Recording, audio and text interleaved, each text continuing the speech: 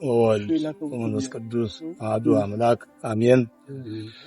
የተከበራችሁ የገዳሙ አባቶች፣ ቆሞሳት፣ መነኮሳትና መነኮሳያት፣ የተከበራችሁ እዚሁ ለድህነት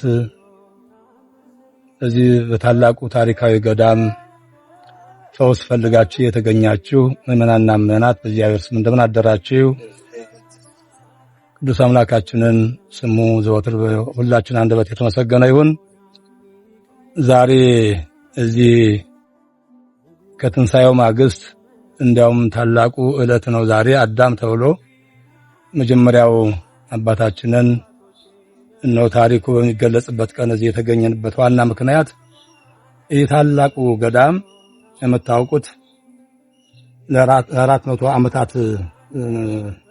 ዓመት በታሪክ የሚታወቀው ታሪካዊ ገዳም ብዙ አባቶች የነበሩበት መጀመሪያ መሰራረቱም በእሺ መነኮሳት በ50 ሊቃውንት ወይም ካህናትና ዲያቆናት በ50 ቆሞሳት ልክ ገዳሙ በዚህ ታሪክ እንዲመሰረት የተደረገና መስራቹ አባትም አቡነ ተጠምቀ መድኅን ተብለው የሚጠሩ አባት በጎንደር ዘመነ መንግስት በረሃውን እየጣሱ ዛን ሰዓት ይህ በረሃማ እና ጠረፋማ የነበረበት ሰዓት ስለነበረ ዛን ሰዓት ነው የመሰረቱት።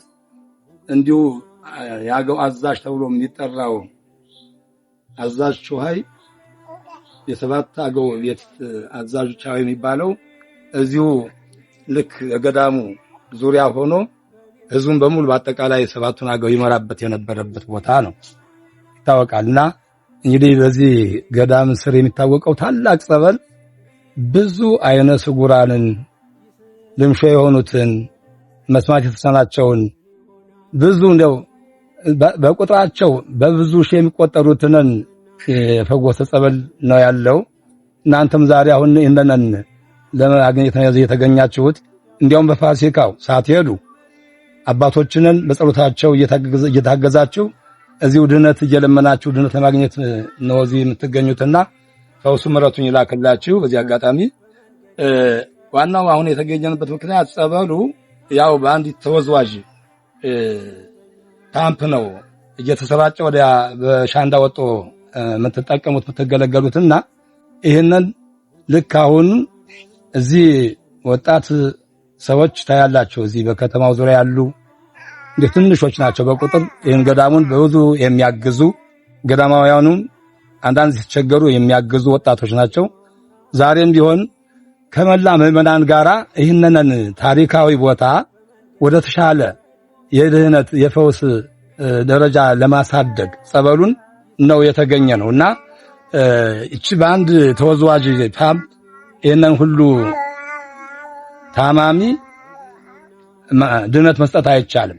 እዚሁ ገዳማውያኑ ጸበሉ እያነሰ ልክ እየተቀነሰ ሄዷል። ስለዚህ መገንባት አለብን ብለው ገንዘብ እርዱን ብለው ወደዚህ ወደ ከተማ ይመጣሉ የሚል ነገር መልክቱ ደረሰኝና ስለዚህ እኛውኑ ይሄንን ማድረግ አለብን በሚል እሳቤ ነው እዚህ የተገኘነው።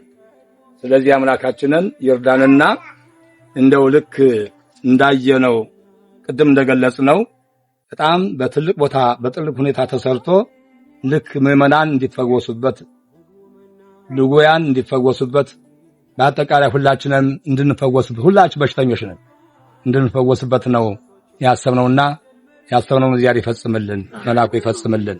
እኔ ያለ መልእክት ይሄ ነው። ይሄንን ልብ ብለን መስራት አለብን። እንድንሰራ ደግሞ እግዚአብሔር አነሳስቶናል። እግዚአብሔር ይፈጽምልን።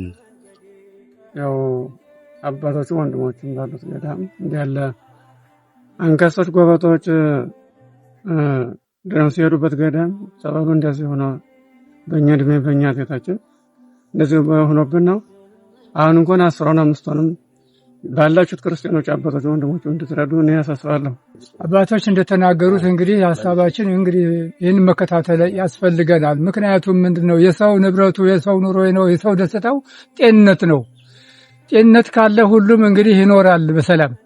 ጤንነት ከሌለ ግን ችግራችን ይበዛልና ይህንን እንግዲህ በእውነቱ እንደተነገረው ሐሳብ ማሟላትና መጠናከር አለብን።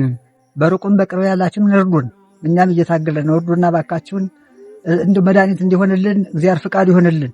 እኛ አባቶችን ደግሞ እግዚአብሔር ጽናቱን ብርታቱን ሰጥቶ ደግሞ እኛም ተገድፈን እንድነን አዲስ ስራ ተበልጽጎ በጣም ተፈልቆ አገር ለማስመዝገድ ያብቃልን፣ ፈቃዱ ይሆንልን። ያው እንደተባለው እንግዲህ ዛሬ በአዲስ ክስተት እዚህ መጠናል።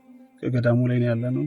ምታያቸው መመናን አሉ፣ ሞለኪሳት አሉ፣ አባቶች አሉ፣ የፌስቡክ ጓደኞቼ ሁላችሁም በአገር ውስጥም በውጭ የምትኖሩ በጣም አዝኛለሁ። እዚህ ጋር ያየሁት ፓምፕ ነው፣ 6 ሜትር ላይ ነው ርቀቱ ያለው እና አሁን እኛ ደግሞ ጥሩ አድርገን አስቆፍረን ገንዘብ አሰባስበን የተሻለ ሻንዳ ሰርተን ለማስረከብ ነውና እባካችሁ ያላችሁን ሙስሊም ክርስቲያን ሳንል ይሄን ገዳም የኖርንበት አባቶች የኖሩበት እኛም ያደግንበት ነውና ተረባርበን ብናስፈራው ደስ ይለኛል።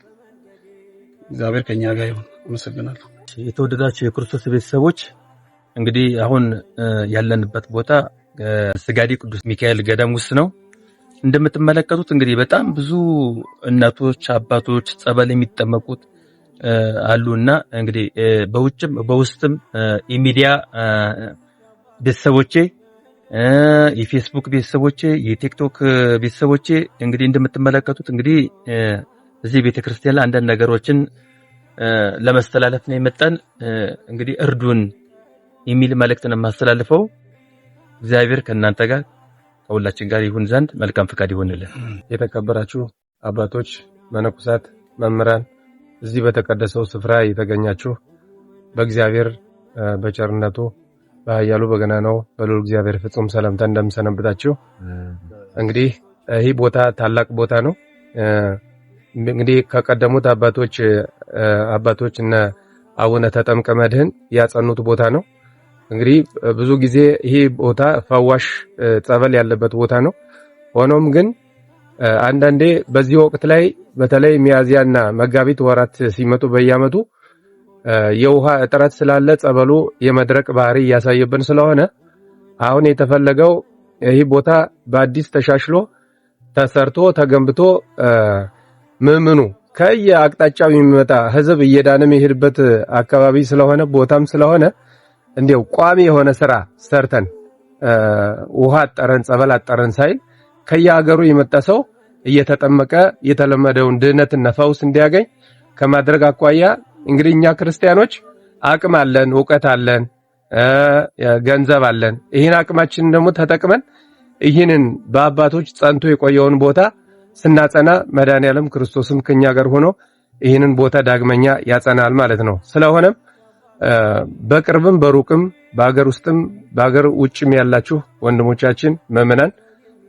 ይህንን አጋጣሚ ይህን በረከት እንድትሳተፉ ሁላችንም በአካባቢ የምንገኘው ሰዎች አደራ እያልን በ3 ሰው አካውንት የተከፈተ ስላለ በዚህ አማካኝነት እንግዲህ አስተዋጽኦ አበርክቶ እንድታደርጉልን ነው በቅዱስ ሚካኤል ስም ምንጠይቃችሁ።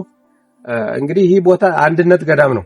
እንደምታዩት አሁን መነኮሳትን ምስታያቸው አባቶች አሉ፣ እናቶቻችንም ስላሉ አንድነት ገዳም ነው። ስጋዲ ቅዱስ ሚካኤል አንድነት ገዳም ነው የሚባለው ስያሜው በአቡነ ተጠምቀ መድኅን የተሰጠ ስያሜ ስለሆነ ብዙ ሰው ከአዲስ አበባ፣ ከጎንደር፣ ከተለያዩ ቦታ ከባህር ዳር እንደዚሁም በዚህ በበረሃው ደግሞ ከወንበራ ጭምር ሰው እየመጣ እየዳነ በእውነት ቅድም አባቶች ሲጠቅሱ ነበርና አይን የታወሩ ያበረባቸው ጎባጦች የቀኑበት በእውነት ብዙ ሰው ድነት ያገኘበት ቦታ ስለሆነ እንዲያው ትኩረት ሰጠን በረከቱን እንድንሳተፍ ነው ወንድሞቻችንን አባቶቻችንን ይሄንን የምታዩትን የምናስቸግራቸውና ይሄን እንድታደርጉ እግዚአብሔር መልካም ፈቃድ ይሁንልን። እግዚአብሔር ከእናንተ ጋር ይሁን።